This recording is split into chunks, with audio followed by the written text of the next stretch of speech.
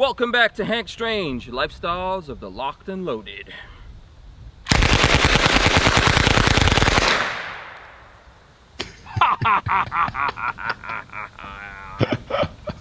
Somebody get this man a movie deal.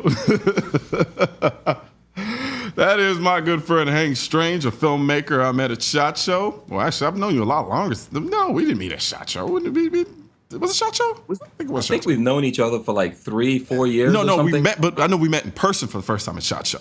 Yeah, exactly. I've always been a fan of you since you like 20 years now. Has it been 20 years? No. You know me. I went to law school to get away from numbers. I don't do numbers, so I thought I was a year older than I was for an entire year. So, wow, that should tell you something. Yeah, my mom was like, "Son, you're not that old," but you learn the hard way. Just spiritually. Yeah, pretty much. Don't be in a rush. It's not fun. I'm not rushing. Trust me. I'm past the point of rushing, man. I'm trying to reverse and go back into time if I could. Yeah. When you get to like 45 like me, you start going, wow, I made it to 45? The statistics with people like me is supposed to be like 25. Well, I'll duly noted. I'll keep that in mind and think back when I hit 45, what Hank Strange told me. Yeah. So, man, talk to me about the lifestyle of the Locked and Loaded. Basically, that's just me. I didn't do law enforcement, or I was never in the military. I'm really just an artist, like you said, a filmmaker, storyteller. So lifestyles in the Locked and Loaded we came up with because that's, one of my passions, right? Yeah. Shooting guns. So I do whatever I do, I put it on there, not just shooting guns, but mostly. Yeah. Where did the passion start from you? For me, I think I've had that since I was a little kid. Really? I was born in Guyana and in South America. That's a place where you're really not supposed to have guns unless you're in the military and the government somehow. Yeah. But my dad was an engineer, and we traveled all over the place. And I just remember that was the thing. I was always into guns. He always had like Popular Science and Popular Mechanics magazines around, and we made guns out of Legos and all that kind of stuff, our hands or whatever. So you were playing cops and robbers going pew, pew, pew. Yeah, exactly. And then eventually we came to America, and I grew up in New York City. And even people don't know this, but there's lots of guns in New York City. Man, dude, I'm not gonna lie to you. I have this perception that there aren't that many guns in New York City. Oh, no, there's a lot of guns. You can get anything. It's funny. It's not. Go ahead. Huh? Go ahead. Well, it's not like in the movies. If you look at the movies or TV shows, it seems like you can get any gun for $200. Yeah. It's not like that. It's a big multiple of whatever that gun really costs, but you can get pretty much anything. I mean, it was funny you say that. We had Tyson Beckford on the show at one time, and he said the same thing as he was sitting on the hood of his Jeep. I mean, he basically said, He's like, I can go and buy RPG right now if I wanted to. I was like, I don't know about that, but I mean, nonetheless, probably. Probably. you probably could in New York. I mean, people don't really believe that. I saw that show, and he was dead on, man. Yeah. That's the truth of New York City. You can get whatever you want. You just cannot be a law-abiding person and do very much. My younger brother still lives there, and he got a permit to get a rifle, and that was pretty tough. Mm-hmm. And you can only have 5 rounds and all kinds of. Are you serious? Regulations. Yeah. You can only have 5 rounds for the rifle? Yeah, you can. No, you can. It can only be a 5-round magazine. And, there's all these kinds of things that go on. Yeah, there was always that I always use New York as an example of the deteriorating component of magazine capacity, because people always say, "Who needs 30 rounds?" And I'm like, and my rebuttal was always, well, okay, so you're going to arbitrarily set the number of rounds to 10. What's going to stop you from setting that number to 5 when you realize it doesn't do anything? And what's going to stop you from setting it to 3 after something else happens and that didn't do anything? And they did that in New York. They started with 10 and then they tried to go to 7. Yeah, and then I think they had some problems because even for the police officers, they were basically violating the law. which is like arrest yourself. You know what I mean? It's crazy because it's like, and I always say this, I'm like, if you understand it conceptually from a cop standpoint, you understand why a cop would want a certain gun, why a cop would want a certain as many rounds as he possibly can hold. Why does that make it any different from somebody like me? At least the cop knows what he's getting into when he gets called, or at least has some idea of what he's getting into when he gets called. The moment I'm going to need my firearm, I'm going to be caught off guard for all intents and purposes. So I want to be as prepared as possible to deal with whatever it is I need to deal with. So why Right. are you going to put me at a disadvantage when I'm the law-abiding citizen, and you're making it harder for me? Absolutely. I totally 100% agree with you. I was just today, I just spent the whole day training with my local sheriff's department. And yeah, man, they want as much lead as they could throw at you Can you if blame things them go though? sideways. Huh? Can you blame them? No, absolutely not. As long as they're not throwing it at me, but I mean, we're clearly, on good terms. So Captain Obvious. yeah. But I mean, I think, and lots of cops out there empathize with what we're saying. You Yeah. know, I mean, first of all, I think a lot of people forget that they are actually citizens that are serving us. Yep. And then they go out there and they have to live in the real world as well, and they understand exactly where we're coming from. And a lot of the things that we feel, they feel it as well, believe it or not. What's funny is, like I said, I hadn't always had this mindset. I know growing up, I looked at cops the same way. I looked at cops as almost kind of like the superheroes, in the sense of they're not even regular people. Ironically, when I first got into guns, the second person I went shooting with was a friend of mine who was a cop. 2 months later, I remember I was sitting down and I was talking with him, because a lot of people have this idea that cops are just these huge gun fanatics, or that they just, they have an unlimited amount of guns.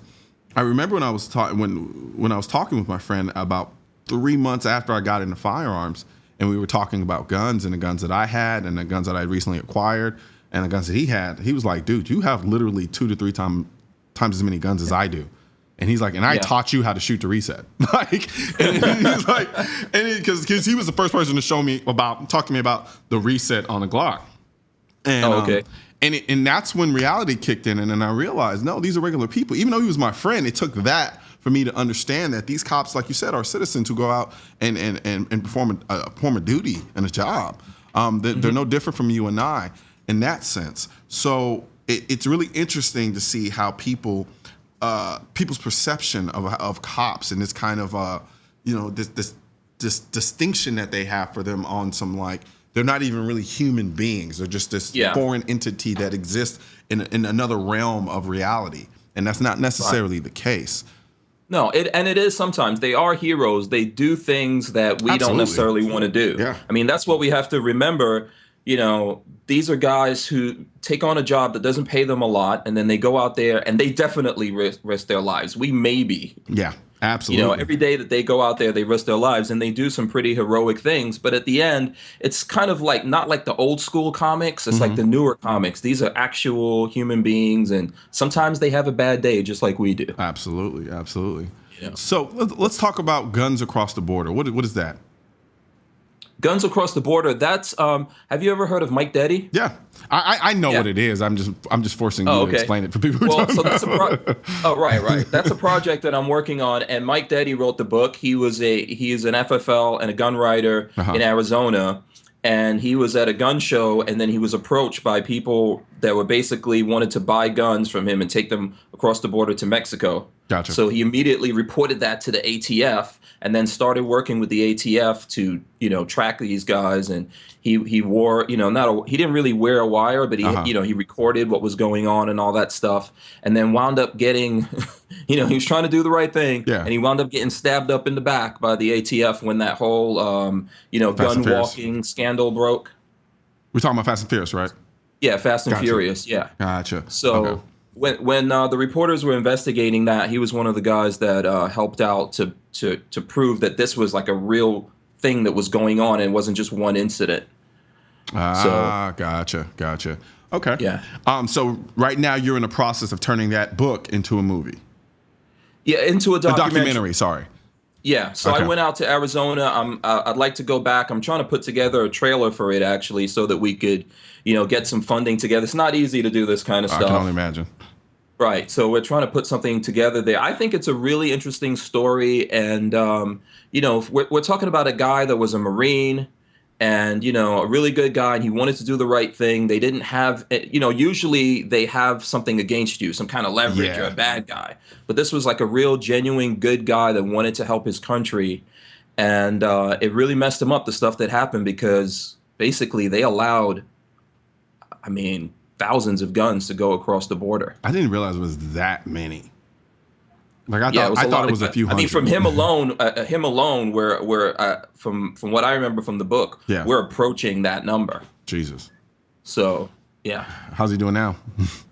he's doing good. Amazingly, like he actually had these like Mexican cartel guys come into his house. You know, that's like the scary thing that I think in my mind. I'm from Houston, Southwest. I don't even touch Mexican card like that. That's just a whole nother level of just. So yeah, I understand what you're getting at. So he had these dudes come into his house, and when I was doing the documentary, I went and stayed with him in his house. He's still living in the same place. Wow. You know, but I really wouldn't want to mess with him.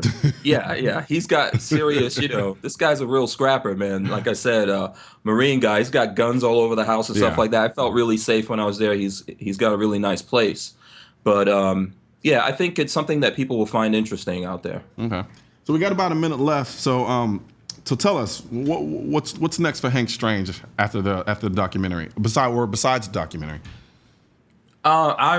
I'm looking to see what's next for me too, man. I'm always looking for the future of this thing that we're doing. Gotcha. When I saw you, we were trying out like 360. Remember that? Yep. I saw some of that footage. Yeah, you're actually in one of the 360 videos, man. I watched it. I mean, for a second I was watching you, and then I realized it was 360. So then I had to do this, and you didn't see myself. Around. Yeah. Yeah, people thought it was really funny watching guys like yourself. You're like, what's going on? Yeah. So I'm always looking for the next thing like that. That's what I'm trying to do. There's a lot of next things out there, like what we're doing right now. Absolutely. Right. So. Absolutely. Well, man, it was good talking to you, man. As always. How's the wife? How's the wife before we go? She's good. Lola's good, Okay. All right. I know you had to get that in, otherwise she'll smack me in the back of the head. Yeah. Because as much as I love her, I fear her. Yeah. Oh, me and you both. Yeah. Absolutely. She likes that. well, appreciate it, man. Good seeing you. Absolutely. Same here, man. Thanks for having me on, man. Man, don't be a stranger. And I'm waiting for that call that you're running for president. Man, chill. So take my time off and everything so I can help you out with the campaign. All right, man. Don't wait too long. Yeah, okay. Take it easy, man. All right, brother. All right. Peace out. And we'll be back after this quick break.